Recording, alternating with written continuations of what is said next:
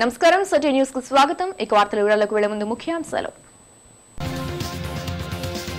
Revenue వ్యవస్థను ప్రక్షాళన చేస్తాం, అవినీతి అధికారులపై వేటు తప్పదు. సీఎం చంద్రబాబు హెచ్చరిక.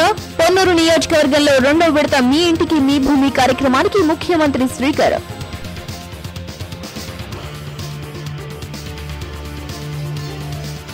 వారంలో స్కాలర్షిప్ల పంపిణీకి రంగం సిద్ధం. ఒప్పందం చేసుకున్న ఏపీ, తెలంగాణ సర్కార్. మంత్రి రావెల వెల్లడి.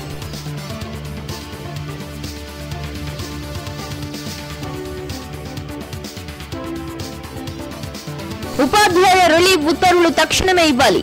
సమస్యల పరిష్కారంపై అధికారులు శ్రద్ధ వహించాలి. ఉపాధ్యాయ సంఘాల డిమాండ్.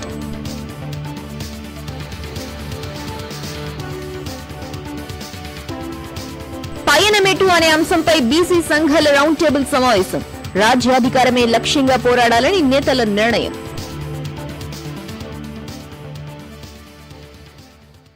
ల్యాండ్ రికార్డ్ విషయంలో రెవెన్యూ అధికారులే లేనిపోని లిటిగేషన్లు పెట్టి సమస్యలు సృష్టిస్తున్నారని సీఎం చంద్రబాబు మండిపడ్డారు. ఇక మీదట ఇటువంటి విధానాలకు స్వస్తి పలకకపోతే చర్యలు తప్పవని హెచ్చరించారు.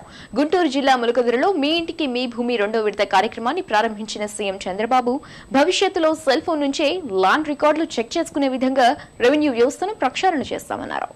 గుంటూరు జిల్లా పొన్నూరు మండలం ములకదురులో 2వ విడత మీ ఇంటికి మీ భూమి కార్యక్రమాన్ని సీఎం చంద్రబాబు నాయుడు ప్రారంభించారు. ఈ సందర్భంగా మొదటి విడత కార్యక్రమంలో వచ్చిన ఫిర్యాదులు, పెండింగ్ సమస్యలపై అధికారులు గ్రామస్తుల నుంచి నేరుగా వివరాలు తెలుసుకున్నారు. ములకదురు గ్రామంలో 20 మందికి సంబంధించిన ఫిర్యాదుల్ని వెంటనే పరిష్కరించాలని అధికారుల్ని ఆదేశించారు. 48 గంటల్లోగా అన్ని ఫిర్యాదులు పరిష్కరించి ఎవరి ల్యాండ్ పేపర్లని వారికి అప్పగించాలని తెలిపారు. రెవెన్యూ అధికారులు ఇంకా పాతకాలం నాటి భూమిపై అజమాయిషీ చెలాయించే ధోరణి వదులుకోవడం లేదని మండిపడ్డారు. భౌతికంగా రైతులకు ఎటువంటి వివాదాలు లేకున్నా అనవసర లిటిగేషన్లు పెట్టి అధికారులే సమస్యలు సృష్టిస్తున్నారని మండిపడ్డారు. భూమి రికార్డులను పక్కాగా తయారు చేయడానికి రెవెన్యూ అధికారులకు ఇదే చివరి అవకాశమన్నారు. ఇక మీదట అధికారులపై కంప్లైంట్స్ వస్తే కఠిన చర్యలుంటాయని హెచ్చరించారు. ఆఫీసర్లు కూడా కొంతమంది క్లారిటీ లేకపోయినా నాకు స్పష్టత ఉంది. ఈ సబ్జెక్ట్ మీద గుర్తుపెట్టుకోండి. ఒకవేళ కానీ నాకు స్పష్టత లేకపోతే ఇంకొక 40 గంటలు, 50 గంటలు, 100 గంటలు కూర్చొని మీ దగ్గర సబ్జెక్ట్ నేర్చుకుంటా సమస్య పరిష్కారం చేస్తాను తప్ప ఎవరిని వదిలిపెట్టండి ఇంకా అంత గతాన్ని. ఇప్పుడు నాకు కావాల్సింది మీరు ఇప్పుడు అడుగుతున్నా మళ్ళా రికార్డు వెరిఫై చేయాలా? నువ్వు చేస్తారు సార్. చేయాలన్నా అని అడుగుతున్నా. చేయాలి సార్. ఎందుకు చేయాలి సార్? ఎందుకు చేయాలని అడుగుతున్నా. You answer that sir. VRO లేకపోవటం ఒకటి ఇబ్బంది. విఆర్ఓ వదిలిపెట్టా. విఆర్ఓ ఇక్కడ ఉంది, కొత్త అది కాదు నేను అడిగేది. సార్, ఆయన పేరుతో ఉండే భూమి ఆయన కొనుక్కున్నాడు సార్. అవతల వాళ్ళు ఎవరు అబ్జెక్ట్ చేయలేదు. రికార్డ్ యాజ్ ఇట్ ఈజ్ నువ్వు మీ ఆయనకు 1B ఇవ్వాలా? నీకు అబ్జెక్షన్ ఏంటి? సార్, అది పాస్బుక్ కూడా ఆయన దగ్గర ఉందంట, నీకు ప్రాబ్లం ఏంటి? వెబ్ ల్యాండ్ అడంగల్ వెరిఫై చేశాం సార్. ప్రతి అప్లికేషన్ కూడా మీ ఇంటికి కాదా పాస్బుక్ ఆయనకుంటే ఆయన భూమి పట్టా ఆయన రిజిస్ట్రేషన్ ఉంటే నువ్వెట్లా మారుస్తావు దాన్ని? సార్ ఉంది సార్. కాకపోతే మీ ఇంటికి మీ భూమిలో అప్లికేషన్ పెట్టాడు సార్. పెట్టిన దాన్ని నేను పెట్టాడు. నువ్వు పెట్టావా? అప్లికేషన్ పెట్టావా?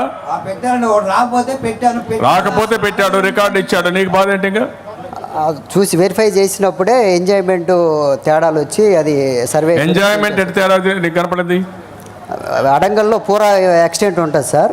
2 రైతులు ఉన్నారు సార్ దాంట్లో. దానివల్ల ఇతనికి తగ్గింది సార్. అది వాస్తవంగా భూమి మీద ఎంత ఉందనేది చూసి వెరిఫై చేసి సర్వే చేసి పెడతాను సార్.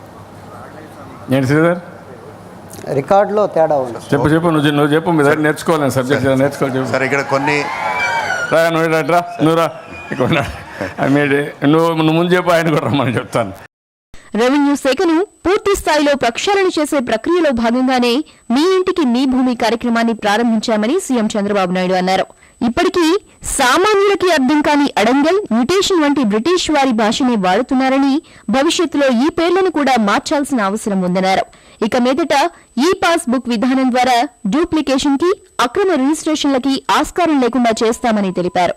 టెక్నాలజీ ప్రవేశపెట్టడం ద్వారా సెల్ ఫోన్ నుంచే ప్రతి ఒక్కరూ తమ భూమి వివరాలను తెలుసుకునే విధంగా రెవెన్యూ వ్యవస్థను తీర్చిదిద్దుతామన్నారు.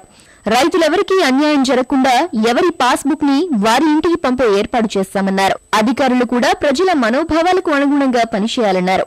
రాష్ట్ర విభజన తర్వాత ఎన్ని కష్టాలున్నా ఉద్యోగులకు 43% ఫిట్మెంట్ ఇచ్చామన్నారు. ప్రజా సమస్యల విషయంలో అలసత్వం ప్రదర్శిస్తే సహించేది లేదని తెగేసి చెప్పారు.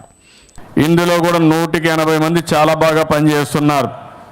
ఒక 10-20% మాత్రం లేనిపోని లిటిగేషన్లు పెట్టి సమస్యలు సృష్టిస్తున్నారు.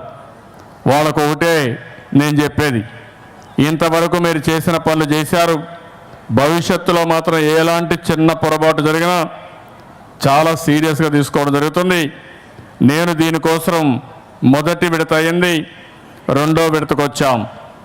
20 లక్షల డాక్యుమెంట్స్ ఇప్పుడు మొత్తం 1B మీకు ఇస్తున్నారు. అందులో కూడా 9 లక్షల కరెక్షన్స్ అయిపోయినాయి.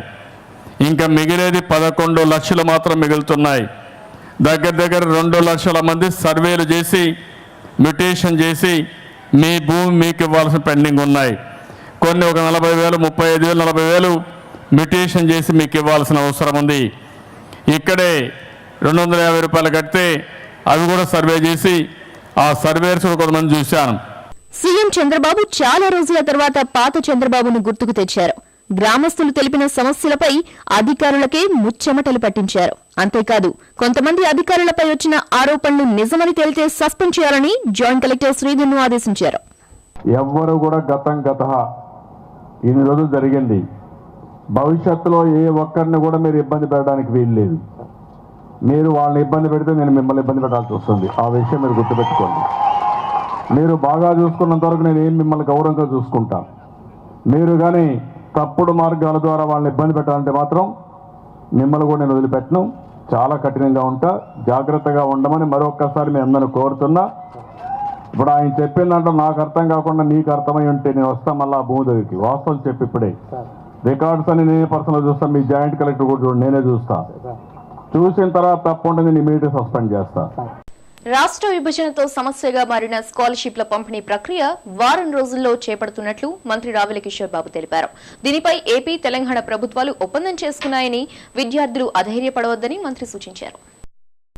రాష్ట్ర విభజన అనంతరం విద్యార్థుల స్కాలర్షిప్ల విషయంలో అనేక అవాంతరాలు ఎదురయ్యాయని రాష్ట్ర సాంఘిక సంక్షేమ శాఖ మంత్రి రావెల కిషోర్ బాబు తెలిపారు. అశోక్ నగర్లోని తన కార్యాలయంలో మీడియాతో మాట్లాడారు. డేటాని షేర్ చేసే విషయంలో తెలంగాణ సర్కార్ అడ్డంకులు సృష్టిస్తోందని ఆయన ఆరోపించారు. ప్రత్యేకించి ఇరు రాష్ట్రాలలో చదివే విద్యార్థులు కొన్ని కులాలకు చెందిన విషయంలో ఉమ్మడిగా నిర్వహించిన సమావేశంలో పలు కీలక నిర్ణయాలు తీసుకున్నామని వివరించారు. కోర్టు తీర్పు ఈ పాస్ని అనుసరించి పెండింగ్ స్కాలర్షిప్ల విషయం ఓ కొలిక్కి వచ్చిందని ఆయన అన్నారు. ప్రస్తుత ఆర్థిక సంవత్సరంలో 58% ఏపీ ప్రభుత్వం, 42% తెలంగాణ ప్రభుత్వం భరిస్తుందని వెల్లడించారు. సమస్యగా ఉన్న స్కాలర్షిప్లను మరో వారంలో సజావుగా పంపిణీ చేస్తున్నట్లు మంత్రి రావెల ప్రకటించారు. అక్కడ విద్యార్థులు మన దగ్గర మన స్టేట్లో చదువుకునే వాళ్ళకి స్కాలర్షిప్స్ సరిగా రాకుండా ఇంతవరకు కూడా అనేక అవాంతరాలు, విభేదాలు సృష్టించుకుంటూ ఒక గందరగోళ పరిస్థితిలో నెట్టుకుంటూ వచ్చారు. అంతేకాకుండా తెలంగాణ ప్రభుత్వం సరిగా సహకరించకపోవడం వల్ల కూడా మన పిల్లలు ఎవరైతే తెలంగాణలో చదువుకుంటున్నారో అక్కడ పిల్లలు ఇక్కడ ఎవరైతే చదువుకుంటున్నారో వాళ్ళకి స్కాలర్షిప్స్ ఇవ్వడంలో చాలా జాప్యం జరిగింది. దీనికి ఎంతో విచారిస్తున్నాము. తెలంగాణ ప్రభుత్వం మనకి కలిపి కామన్ సర్వర్ ఉంది, పోర్టల్ ఉంది. అంటే ఒక కంప్యూటర్ సిస్టంలో కామన్ డేటా ఉంది. తెలంగాణ ప్రభుత్వం, ఆంధ్ర ప్రభుత్వానికి సంబంధించినటువంటి విద్యార్థులు డేటా అంతా కూడా ఒక సర్వర్లోనే ఉంది. ఆ సర్వర్లో అంటే కంబైన్డ్ ఉమ్మడి రాష్ట్రంలో ఏ సర్వర్ అయితే ఉందో అదే సర్వర్ ఇప్పటి వరకు కూడా కొనసాగుతూ ఉంది. ఆ డేటాను షేర్ చేసుకోవడంలో తెలంగాణ ప్రభుత్వం మనకు సహకరించలేదు. ఈ సమావేశంలో టీడీపీ నేతలు మన్నవ సుబ్బారావు, హర్షవర్ధన్, లాల్ వజీర్ పాల్గొన్నారు. బీసీల పైన మెట్టువైపు అన్న అంశంపై ఈరోజు అరండల్పేట విశ్వకర్మ మండపంలో రౌండ్ టేబుల్ సమావేశం జరిగింది. బీసీ, ఓబీసీ సంక్షేమ సంఘాల ఆధ్వర్యాన ఈ కార్యక్రమం జరిగింది. గత ఎన్నికల సమయంలో కేంద్ర రాష్ట్ర ప్రభుత్వాలు బీసీలకు ఇచ్చిన హామీలను సాధించుకునేందుకు ఐక్యంగా పోరాడాలని ఐక్య బీసీ సంఘాలు పిలుపునిచ్చాయి. ఆదివారం విశ్వకర్మ కళ్యాణ మండపంలో రౌండ్ టేబుల్ సమావేశం జరిగింది. బీసీ సంఘాల నేతలు గోవింద్, శంకర్రావు, వైకే, ప్రసాదరావు, కన్నా మాస్టారు తదితరులు ఈ సమావేశంలో పాల్గొన్నారు. బీసీ సప్లాన్, పదోన్నతుల్లో రిజర్వేషన్లు, చట్టసభల్లో 50% కోటా తమ ప్రధాన డిమాండ్లన్నారు. డిమాండ్ల పరిష్కారంలో బీజేపీ, టీడీపీ ప్రభుత్వాలు విఫలమయ్యాయని దుయ్యబట్టారు. రాజ్యాధికార సాధనే లక్ష్యంగా పయనించాలని గోవింద్ శంకర్రావు పిలుపునిచ్చారు. ఈ పార్టీ అధికారం చేపట్టి 17 నెలలు పూర్తవుతున్నా ఇంతవరకు గౌరవ ముఖ్యమంత్రి చంద్రబాబు నాయుడు గారు తన హామీ మేరకు రాష్ట్ర ప్రభుత్వ పరిధిలో వాటిని ఒక్క డిమాండ్ను అమలు చేయకపోగా కేంద్ర ప్రభుత్వంలో వాటిని తామే పోరాటం చేసి సాధిస్తామన్న హామీ మేరకు ఢిల్లీకి 100 సార్లు గౌరవ ముఖ్యమంత్రి చంద్రబాబు నాయుడు గారు వెళ్ళినా ఒక్కసారి కూడా కేంద్ర ప్రభుత్వంతో మాట్లాడిన పాపానికి పోలేదు. ఇది బీసీలను మోసం చేయడం తప్ప ఇంకోటి కాదని మేము భావిస్తున్నాం. దయచేసి ఇప్పటికైనా కానీ గౌరవ ముఖ్యమంత్రి చంద్రబాబు నాయుడు గారు ఏదైతే చెప్పారో బీసీ డిక్లరేషన్ వెంటనే అమలు చేయాలని డిమాండ్ చేస్తాం. బ్రాడీపేట యూటీఎఫ్ కార్యాలయంలో ఈరోజు జిల్లా కార్యవర్గ సమావేశం జరిగింది. మండల, జిల్లా ఆఫీస్ బేరర్లు సమావేశంలో పెద్ద సంఖ్యలో పాల్గొన్నారు. బదిలీ చేసిన ఉపాధ్యాయులకు వెంటనే రిలీవ్ ఉత్తర్వులు ఇవ్వాలని యూటీఎఫ్ జిల్లా అధ్యక్షులు వెంకటేశ్వర్లు డిమాండ్ చేశారు. కార్యదర్శి హనుమంతరావు ఇతర నేతలతో కలిసి జిల్లా కార్యవర్గ సమావేశంలో ఆయన మాట్లాడారు.